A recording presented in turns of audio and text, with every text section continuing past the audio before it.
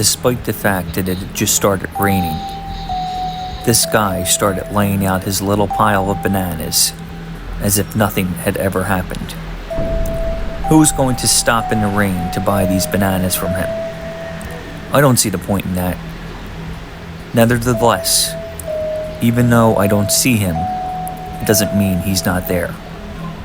Perhaps the banana seller has some interest in this that I don't know about and I would never have come across. The question, by the way, is whether anything makes any more sense in this world.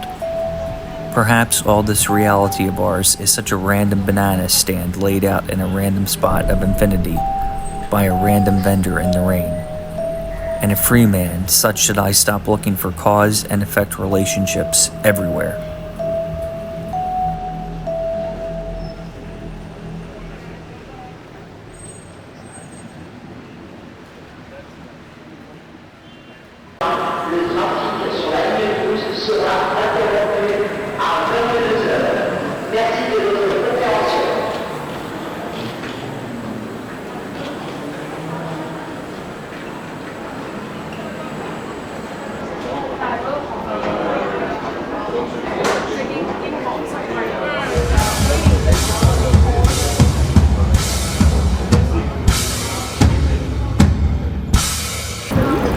When I moved to this town a dozen years ago, I knew no one here, and my only friend at the time was a river.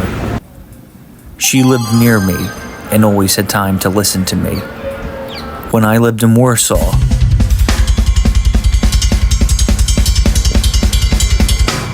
I also felt most comfortable on the Vistula. For nearly 3 years, my life passed between two rivers. The dignified and well-mannered Seine, and the rebellious, swashbuckling Vistula, in which, by the way, I drowned, my body being dumped a few weeks later in Paris. Nevertheless, my spirit still haunted somewhere in Warsaw's inner city.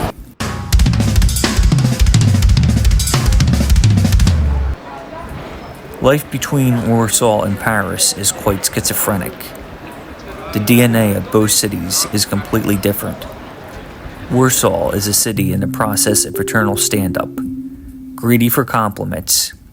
Admittedly, it is still full of complexes, but every year it grows more beautiful and self-confident, looking to the future with hope.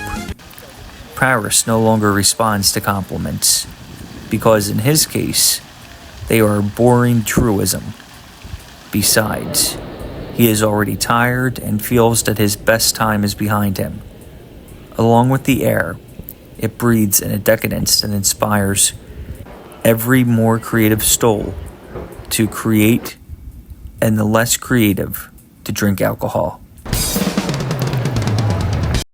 One city looks like a cross between a Terminator and a Frankenstein, whose body is made up of several different bodies, chopped up unevenly with an axe, sewn together carelessly with black stitches. The other is a typical vampire who, in order to survive, needs new blood, which flows into his vampire palace from all over the world in the form of millions of tourists every year. One city has been separated from the world by an iron curtain for almost 50 years, and the other has been separated from the world by a curtain of melancholy for at least 200. One city is wine, the other is vodka, but in the end, the hangover is just as painful. Here and there, everyone is rushing somewhere. Time is like the soup in which we all swim. Time will run out. Our problems will run out. Time will end. We will end. But will the city's traffic jams end? This city is a well-organized chaos, and even if you get lost in it, it's easy to find your way around. On the other hand, Paris makes no sense, but nothing does. And that is what freedom is. Freedom from all sense, the complete absence of any structure. A stream of aesthetic sensations, watered by the petrol of emotion. Nothing more. The Paris metro system is a city within a city. I like to get lost in it sometimes. Glass cacti in a concrete desert. It reminds me of something.